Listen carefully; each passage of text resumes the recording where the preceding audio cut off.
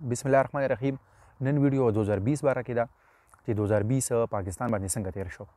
نو د 2020 خو لنډ غونډه کې تعارف چې موږ کوو نو دې ته د وبا کال چې موږ ووایو نو دا به ټیکي لکه د کرونا د وبا کال او هغه کرونې سره چې بیا څه وشو دا زموږ ستاسو مخې ته دي.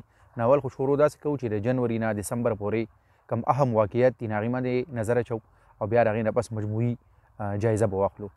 نو فروری کې پاکستان کې د کبډي ورلډ کپ شوی او هغه کبډي ورلډ کپ په لومړي ځل باندې انډیا نه بار شوی. د دې نه مخکې به هر کال انډیا کې او اکثر به فاینل کې انډیا پاکستان یو بل ته مخې ته راغلل خو انډیا به وګټو. دا پاکستان کې نو چې کبډي ورلډ کپ وشو نو پاکستان وګټو. نو سنوکر، هاکي، کرکټ او سکواش سره چې کوم دی پاکستان لکه دا پنځم گیم شو چې په دې کې ورلډ چمپیون جوړ شو. د دې نه پس حافظ سعید چې د جماعت الدعوه مشر دی هغه عدالت په هغه باندې 11 کاله چې کوم دی قید وخېجو او دا هغه سړی دی چې انډیا ته چې کوم دی مطلوب دی او انډیا وایي چې د پاکستان هندوستان کې چې کوم دی داسې دهشتګردي حملې کړي دي. او 26 فروری هغه ورځ وه چې په کومه ورځ باندې پاکستان کې لومړي ځل باندې د کرونا وایرس د کووډ 19 کیسونه پازیټیو رالل. او بیا مارچ کې د 14 او 14 مارچ نه په ملک کې لاک ډاون ولګولی شو. نور دنیا کې هم لاک ډاون ولګېده.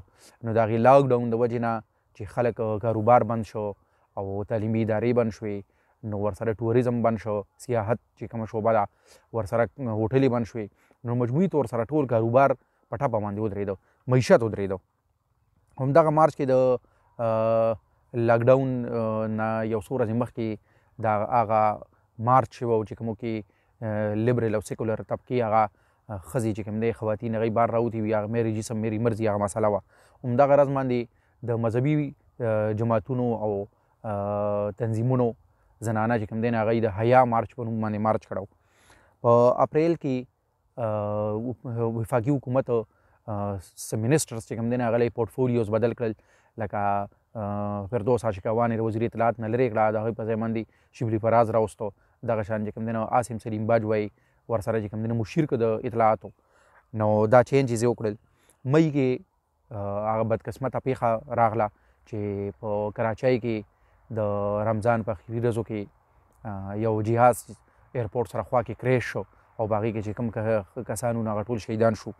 او جون کې د صدارتي ریفرنس چې د سپریم کورټ جج د جسټس فایز عیسی خلاف کوم دایر شوی و او هغې باندې سپریم جوډیشل کونسل فیصله ورکړې وه د فایز عیسی خلاف. نو هغه اوس په سپریم کورټ کې هغې باندې کیس جاري و. سپریم کورټ هغه ریفرنس چې کوم دی نو ختم کو او جسټس فایز عیسی چې کوم دی نو د سپریم کورټ د جج په طور باندې بیا کار شروع کړو. دغه جون کې چې کوم دی نو پاکستان سټاک ایکسچینج باندې کراچۍ کې حمله وشوه، دهشتګردو حمله وکړه. 4 کسانو 4 واړه حملاور هغې کې مړه شو خو 4 پکې نور هم کسان مړه شو. او دغه نگار جوهر لومبۍ ښځه وه چې هغه د لیفټیننټ جنرال عهدې ته یې چې کوم دی نو ترقي په ترقۍ باندې ورسېده، پروموټ شوه. نو دا لومبۍ ښځه د پاکستان تاریخ کې چې د لیفټیننټ جنرال عهدې ته ورسېده. او جون کې بجټ پیش کیږي. وفاقي حکومت چې کوم بجټ پیش کړ نو هغې کې دا د نورو بجټس نه په دې باندې بدلو چې په دې کې د تنخواګانو کې هېڅ انکریز ونه شو، لکه تنخواګانې سیوا نه شوې. نو په 2 صوبو کې هم د دغې پاکستان تحریک انصاف حکومت دی، بلوچستان کې هغوی اتحادیان دي. صرف سند کې د هغوی حکومت نه و نو سند حکومت په خپل بجټ کې تنخواګانې 10% سیوا کړئ.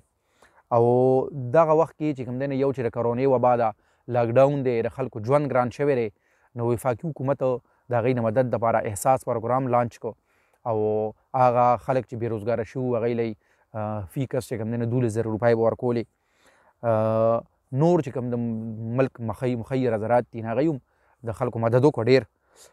ورسره د کورونې وبا سره اوس یو نوې وبا راله او هغه وبا دا وه چې اول سند کې بیا پنجاب کې نو ملخان راګډ شو او فصلونه یې چې کوم دی خراب کړل.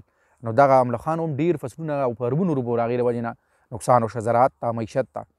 او دغه وخت کې چې کوم دی نو دا بیا سینتیار چې یو امریکنۍ ښځه وه او دلته کې وه هغې د پیپل پارټۍ په پخواني وزیر داخله باندې رحمان ملک باندې نور د پیپل پارټۍ په یو څو مشرانو باندې الزامات ولګولو او تصویران یې وله شریک کړل په سوشل میډیا باندې.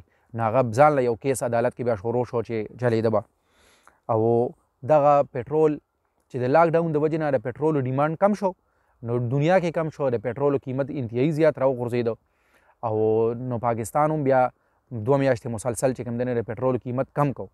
نو چې حکومت پټرولو قیمت کم کو نو پټرول مافیا چې دا چې چا په لاس کې کاروبار دی هغه بیا پټرول پمپس ته لا پټرول نه ورکول.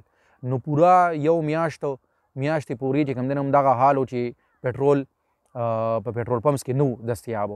نو کمیدو په ځای باندې الټا عوامو ته چې کوم دی د هغې نه یو عذاب جوړ شو چې بیا خلکو ته پټرول الټا ملاوېدل نه. نو دغه پټرول کرایسیس بیا حکومت بلې پیرې ته قیمت سیوا کو او جولای کې چې کوم دی پاکستان د ټولو نه غټ ډیم د دې امرباشا ډیم سنگ بنیاد کې خودی شو.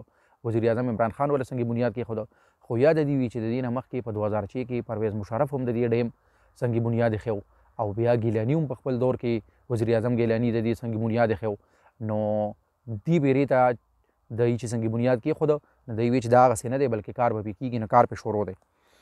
په ستمبر کې د کراچۍ لپاره وفاقي حکومت او سیند حکومت په شریکه باندې د 1100 ارب روپو یو پیکیج اناونس کو چې په دغه میگا سیټي کې غټ ښار کې چې کوم دی نه دا په مختلف چې کوم پروجیکټس دي په هغې باندې به لګي.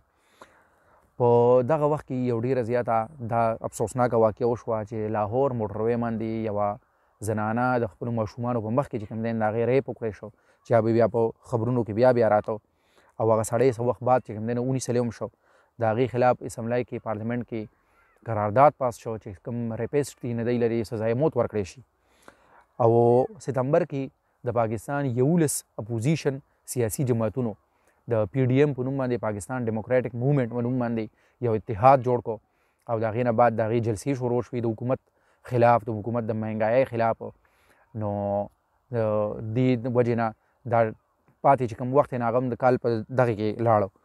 بلدیا کیس ډیسیژن چې دی نو بلدیا فیکټري چې څه 8 کاله مخکې په دې کې اور لګېدلی او چا ورته اور ورته کړی و په هغې کې 280 کسان مزدوران غریبانان مړه شوي وو.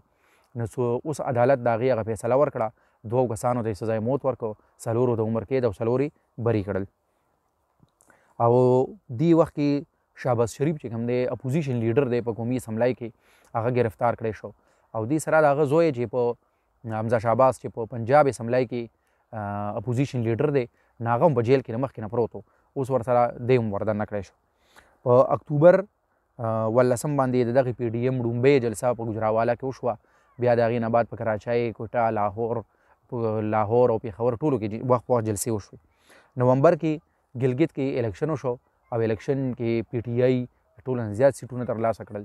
نور یې ځان سره آزاد واخیستل او د پی ټي آی حکومت په ګلګت بلتستان کې جوړ شو. په د پی ایس ایل هغه فاینل چې د لاک ډاون د وجې نه د کرونې د وبا د وجې نه پاتې شوی و اوس په نومبر کې وکړی شو او په ډومبي ځل باندې کراچۍ چې د هغې کوم ټیم دی هغې هغه وګټو.